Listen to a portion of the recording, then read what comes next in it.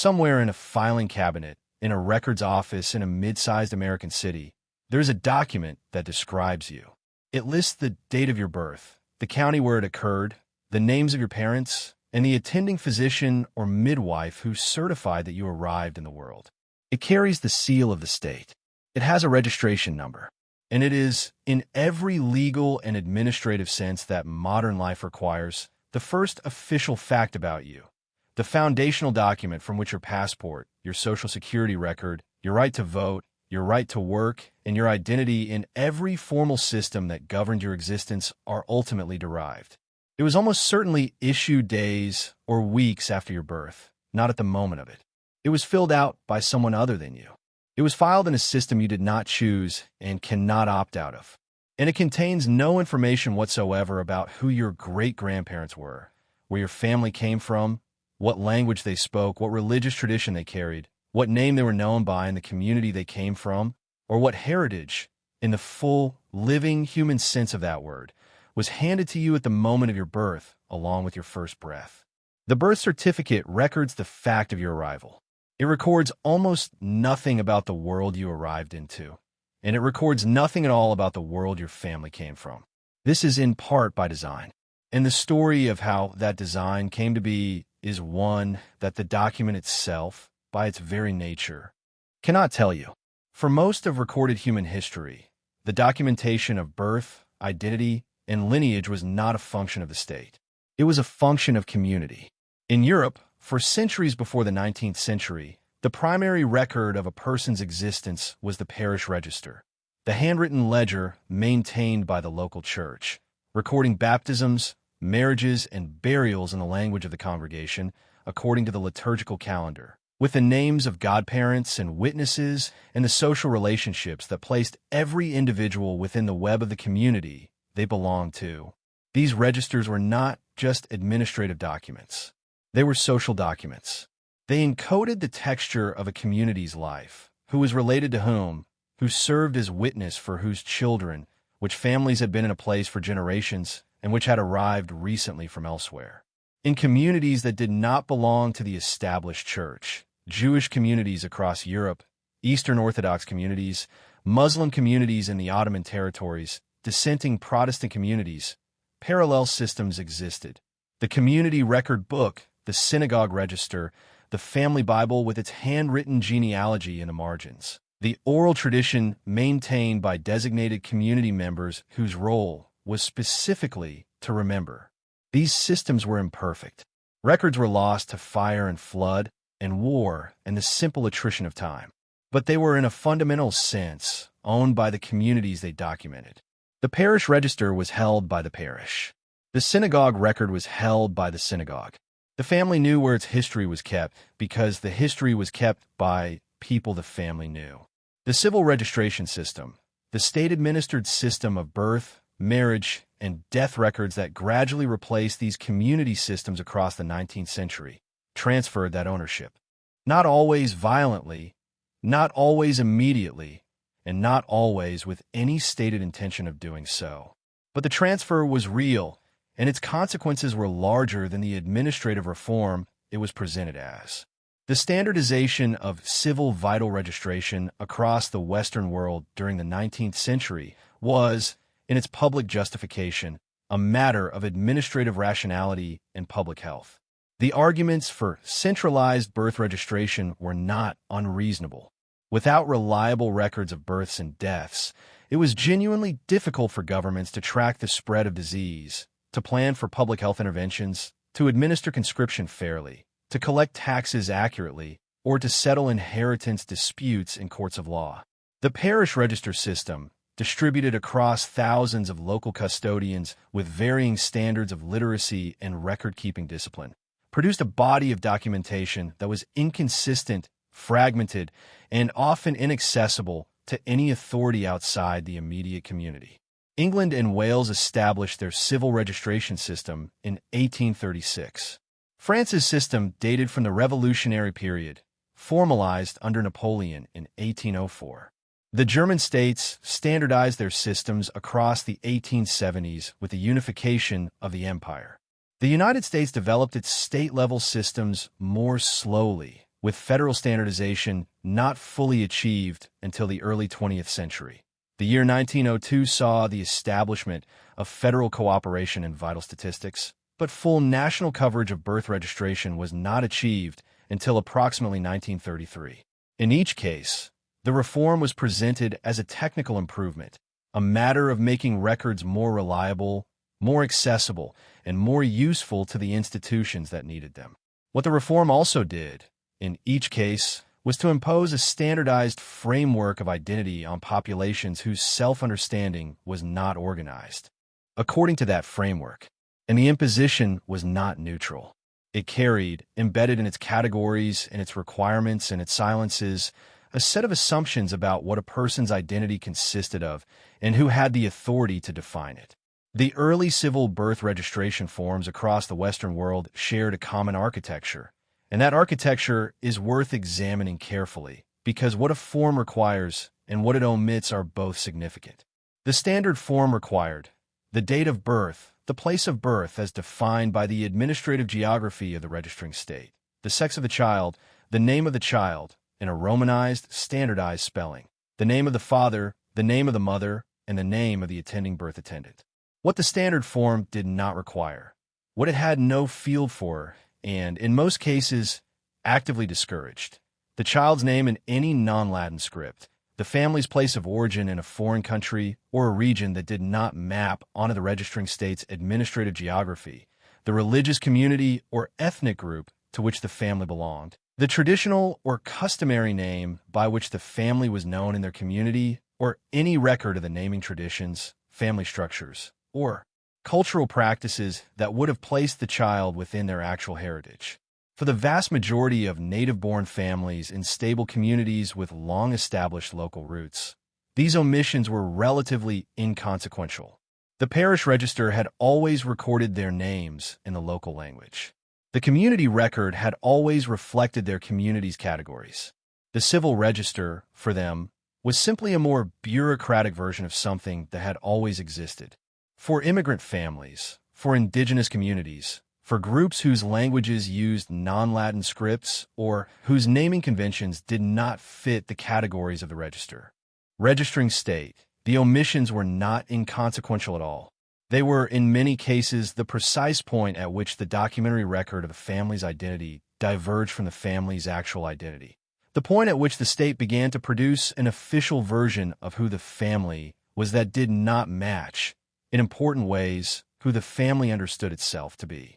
The single most documented mechanism by which civil registration erased Old World heritage was the handling of names at the point of immigration, a process that did not, in fact, primarily occur at Ellis Island, as popular memory has it, but that occurred at the moment of document issuance and, crucially, at the moment of birth registration in the new country. The story of names changed at Ellis Island is largely a myth, or rather, an oversimplification of a more complicated and more deliberate process.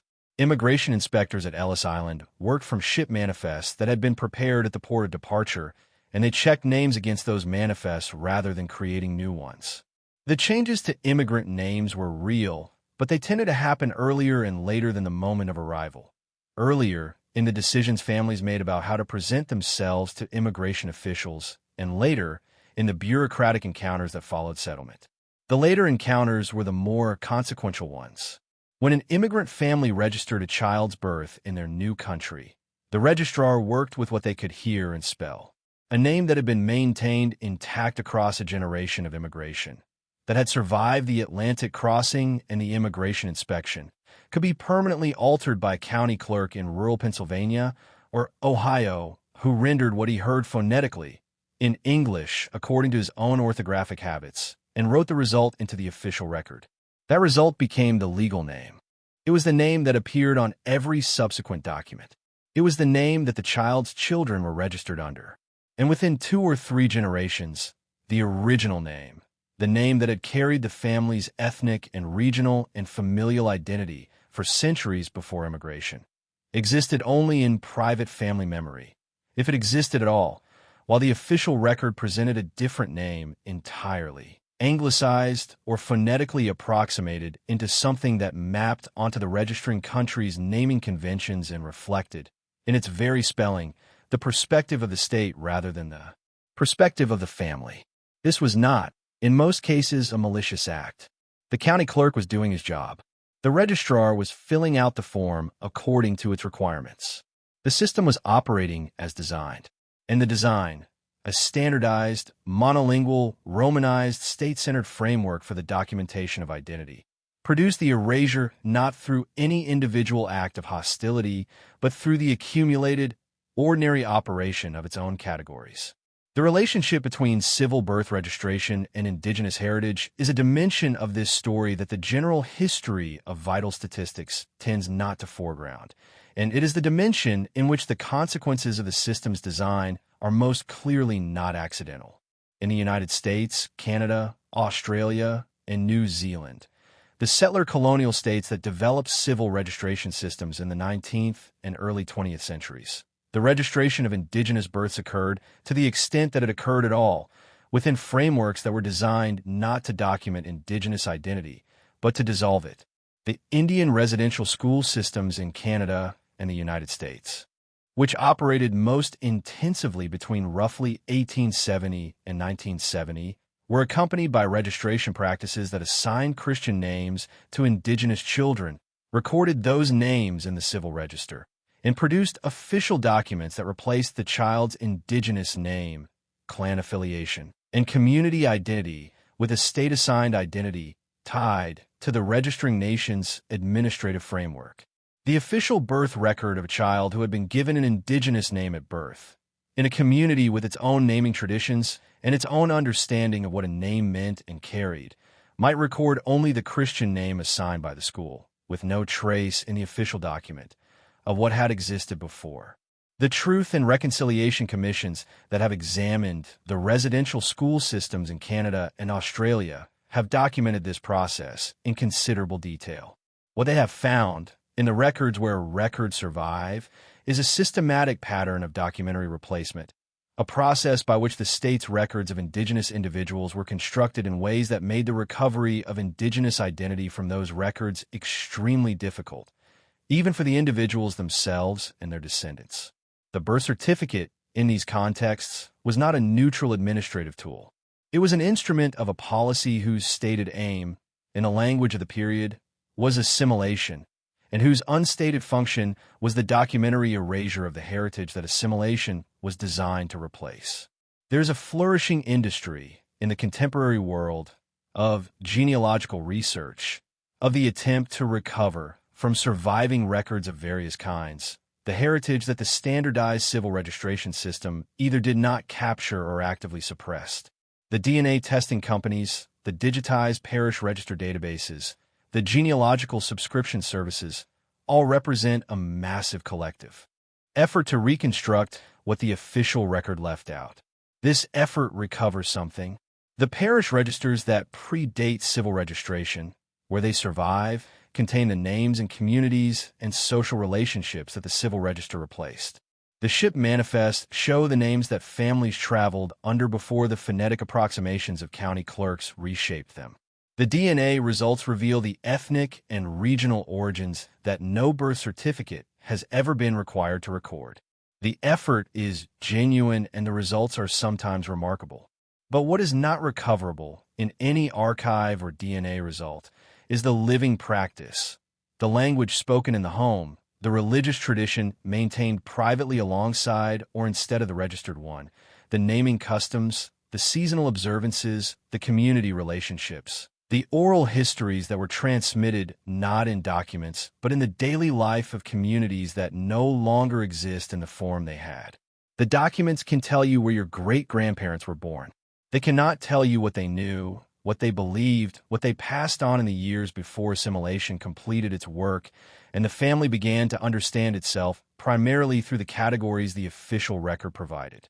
The geneticist and population historian David Reich has written about the difficulty of reconstructing cultural heritage from genetic data. The fact that DNA can tell you about biological ancestry, but says nothing about the cultural practices, beliefs, and identities that may or may not have accompanied that ancestry across generations.